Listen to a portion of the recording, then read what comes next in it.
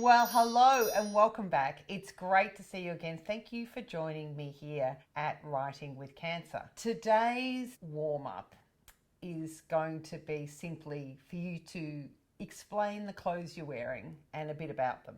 So it'll be about 5 minutes, but I'm not going to be strictly timing it. So if you want to start, just start doing it now. If you're a bit stuck and not too sure where I'm coming from or where I'd like you to come from, I'm just going to go through the clothes that I'm wearing and just tell you a bit about them. Because everything that you're wearing, you've chosen for comfort, design, colour. It might be the only thing that's clean. So I'm wearing this beautiful green dress, a tunic type thing, and it's from a company called Cotton Diva. This is not a plug for them, but I've got a friend called Genevieve and we were away on a summer holiday and she came to dinner and it had been a hot day. We'd been down at the beach and she came in this beautiful green dress and I said, oh my God, that's so beautiful. I love it. And she told me where it was from. And I just kept thinking about the colours in it and how comfortable I knew I'd feel in it and how much wear I'd get out of it. And she's a bit scary, Genevieve. So I had to build up my courage to message her and say, do you mind if I buy one too? And she's like, no, absolutely. So this is the frock. The boots I'm wearing are a reminder of my friend Jess. So Jess always wore these pull-on tan-coloured Cuban heel boots. She's from Frankston and she lives in Paris. She runs bike tour company there. And she was talking about the fact that her boots were wearing out and she couldn't find any that were just pull-on with a Cuban heel that had like a rounded toe. And I said, oh, I'm sure I saw some of those on a website. And I then just went back to the website and I ended up just buying them myself and said, well, look, I've bought a pair, so if you want to wait a week, I'll wear them in and let you know what I think. So I love these boots because I ride a bike most places. Boots are really good. They keep you warm in the ankles and also protect you a little bit. These earrings are made by a friend of mine, Cass Partington, and I always loved hoops and I'd kept meaning to get some more, and she put something up on Instagram that she'd made a pair for our friend Emma, and I went, oh, gotta have these hoops. So I went to see her the other day, picked these up, asked her to do a couple of repairs for me, and that's the hoops that I'm wearing. And on the back is a daggy old Lady Jane hair clip, and I wear one of these hair clips every single day.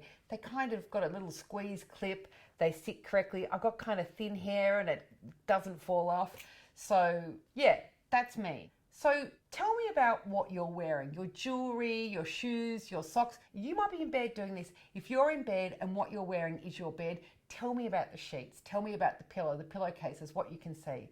So if you're starting now, about 3 minutes, go through what you're wearing and write a bit about it.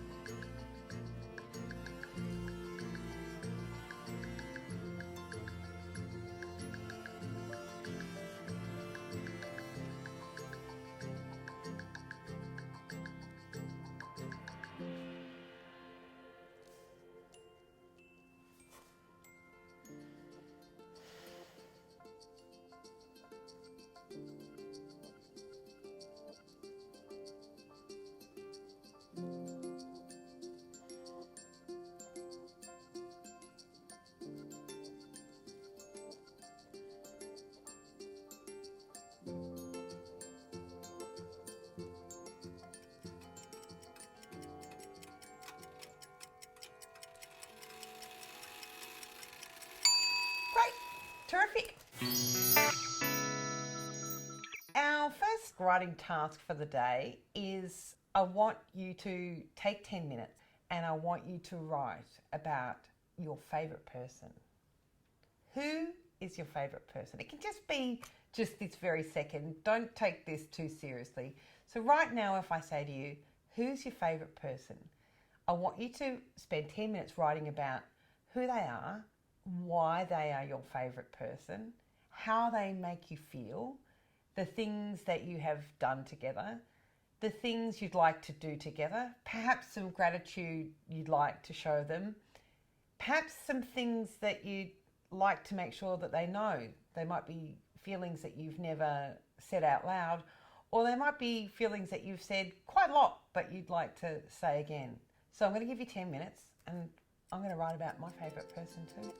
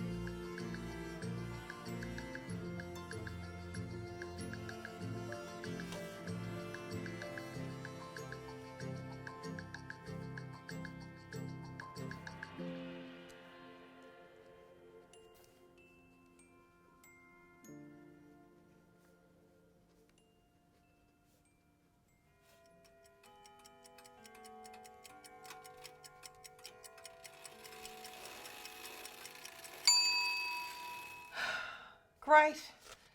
How did you go? I'm feeling a bit emotional. It's like almost a bit teary in the best possible way. But like with all favourite people, there's moments and past moments of rupture and repair. That's what relationships are about, and that's what life's about. It's all about rupture and repair. I lived in Tokyo in my early 20s. I was an English teacher there. The Japanese have got something called kintsugi that they do. I kind of think about it a bit as a theory for life. So when a plate breaks or a piece of pottery or porcelain, they fix it with gold glue, which has got gold flakes in it. And they see that that plate has been fixed with the gold is considered more beautiful because it's had a past. And it's kind of lived through stuff. It's had a history. And I think that's beautiful. But one of the things that I think about quite a bit with kintsugi is I'm sure they don't glue up any old plate or any old bowl or any old vase. That there's ones that they choose are worthy of that.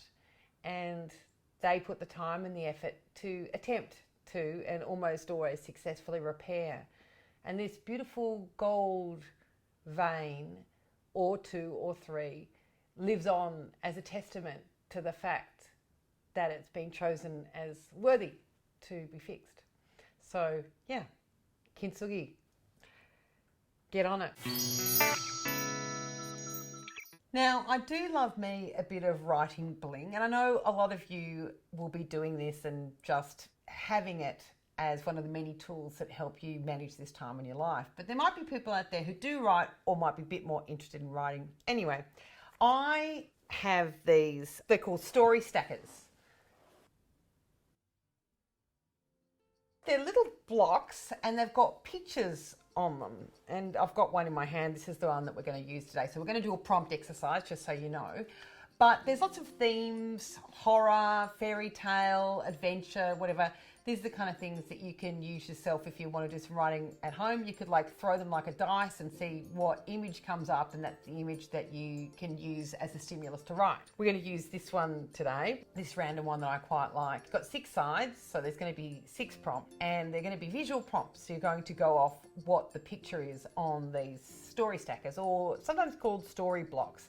If you're interested in some stuff to help you write a bit more effectively or help remove procrastination, just hop online. There's heaps of tools and stuff that you can buy, and they're all a bit of fun. They're particularly fun to use with kids. Writing's for everybody. So, are you ready? Grab your pen, your quill, your slate, your blackboard, whatever you're writing on, and we're going to start. Prompt number 1. A telescope.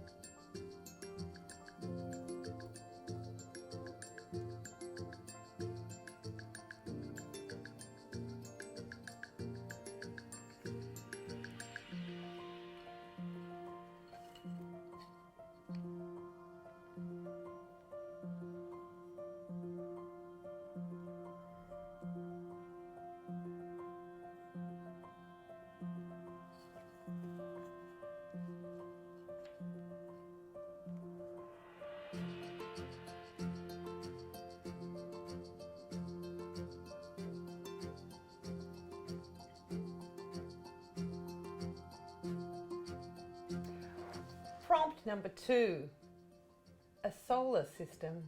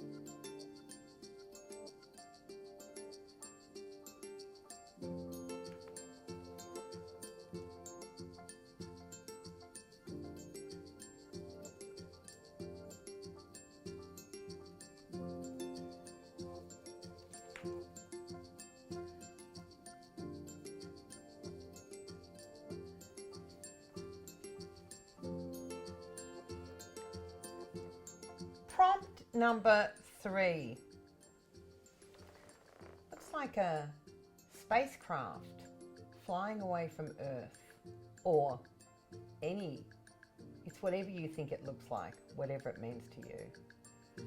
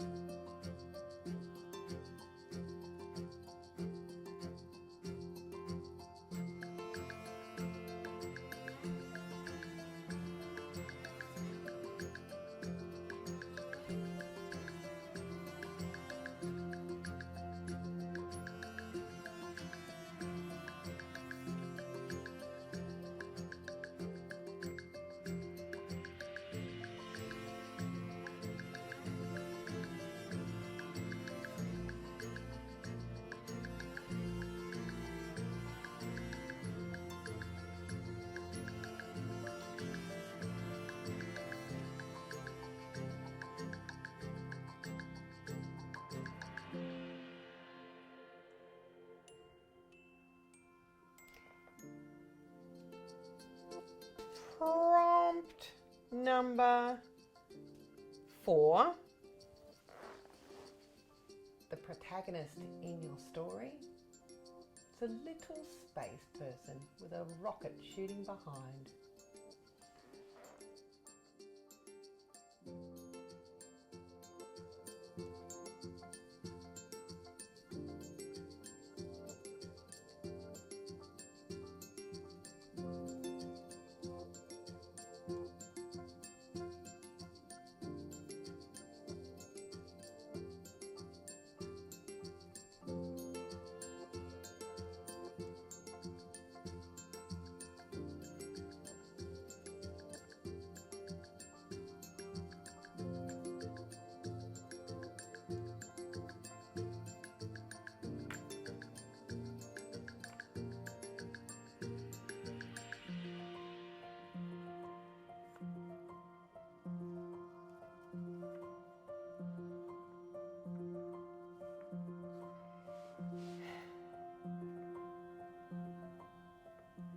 Prompt number 5. It's a space exploring contraption, I think. I don't know what it looks like to you, but that's what it looks like to me. It can be whatever you want it to be, whatever you choose it to be, whatever it seems to be. Just Right.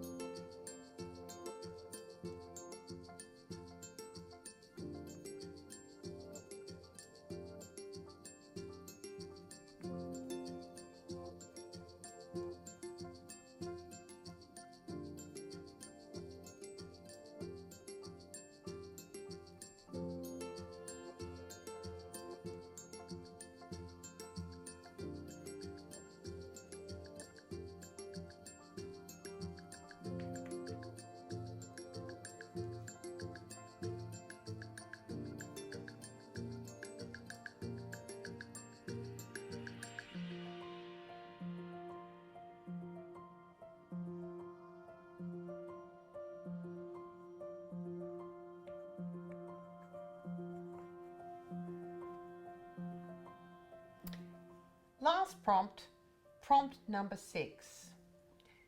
Now to me that looks like a red planet. It could be an alien, it could be a ball, it could be an, I don't know, alien heart. It can be whatever it is that you want it to be. Have a look, have a think, and you've got a couple of minutes to finish off.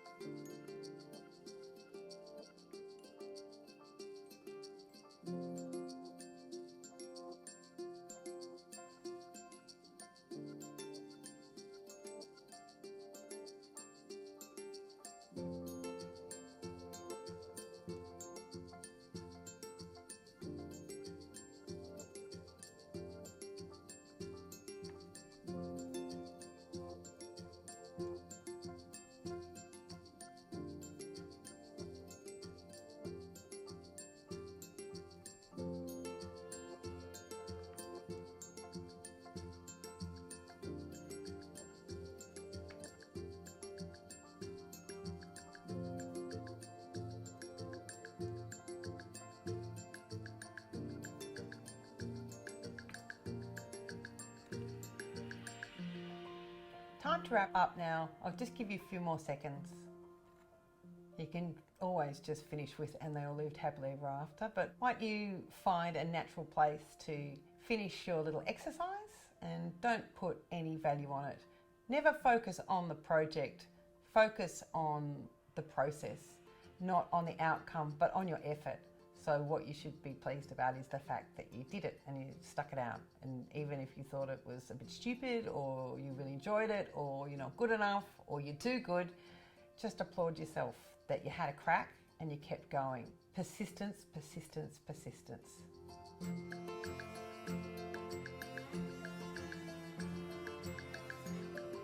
Okay, well done. You can take a bit more time if you need. Maybe time for a little break. Why don't you grab a cup of tea or do a bit of forest bathing, go out there into the fresh air and have a big breath of this beautiful day or this exhausting day. Why don't you have a break and I'll see you in a sec.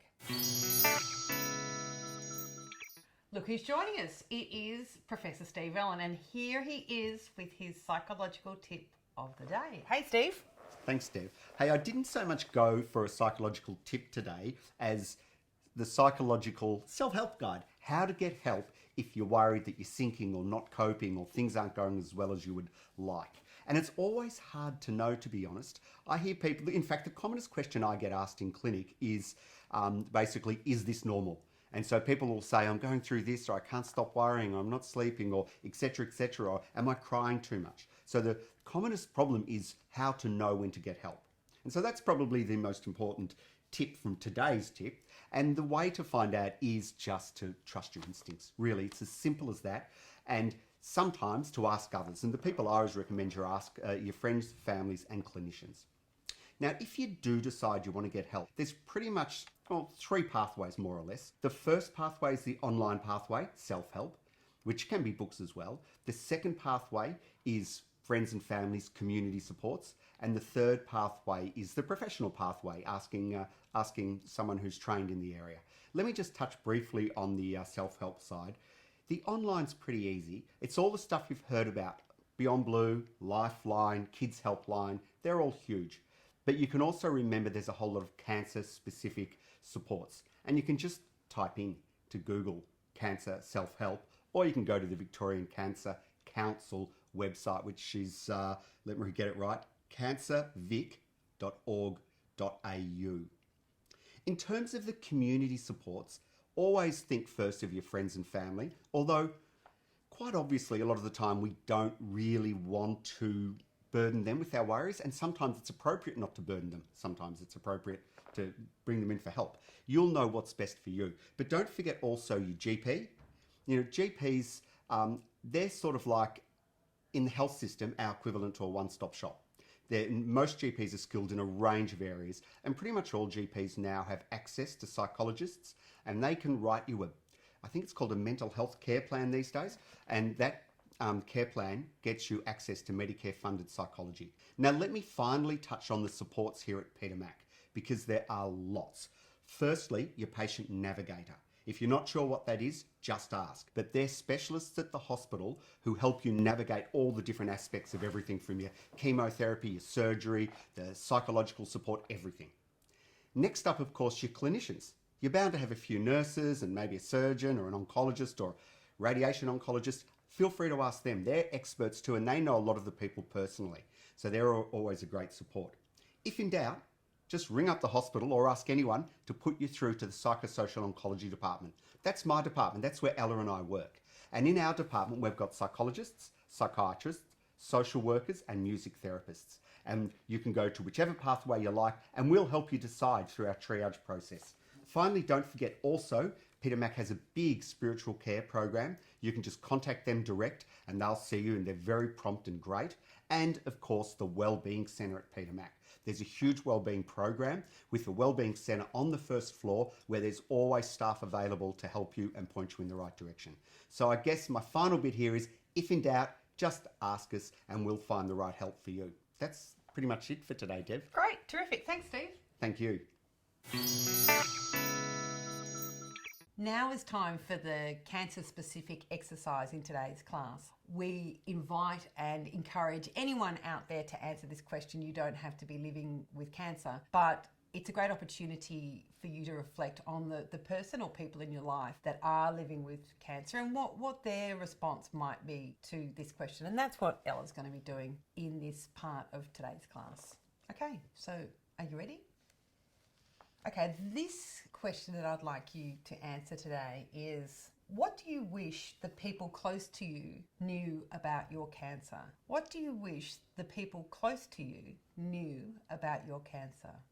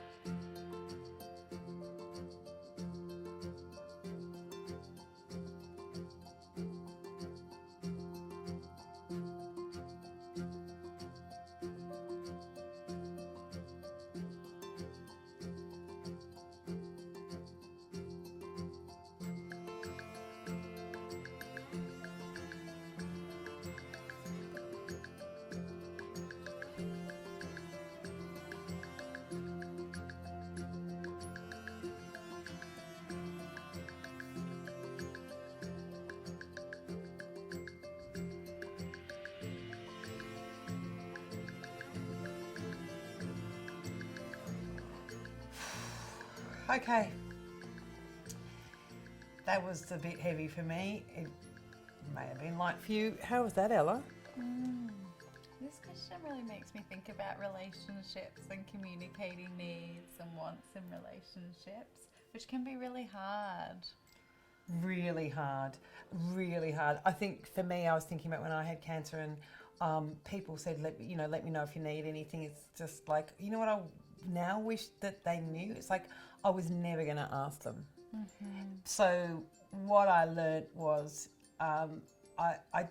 it wasn't the people that did the wrong things or kind of awkward things that bothered me at all. It was the people who did nothing.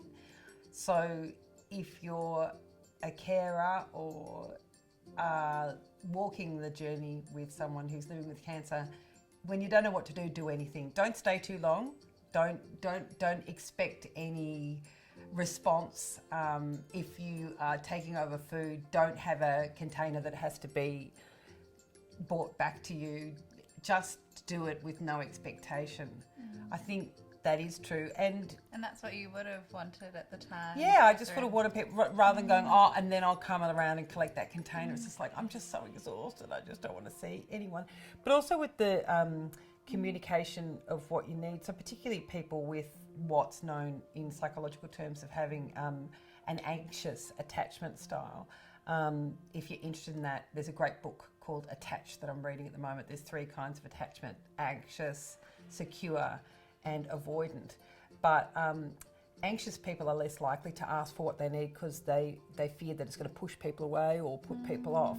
But actually, if they state their needs really clearly early on, there's less issues that escalate into some kind of blow up or retreat. So it's, if you're out there and if you do need something, as hard as it is, see if you can ask for that. And I think lots of us find it difficult to communicate Yeah. our needs. Yeah. It's hard to say what you want, and sometimes you don't know what you want. No, that's right. And then sometimes it kind of comes out not in the form you wanted it to come out, or you ask for what you want and then the response is not what you thought you asked for. So it's tricky, but you know, the best fallback is truth.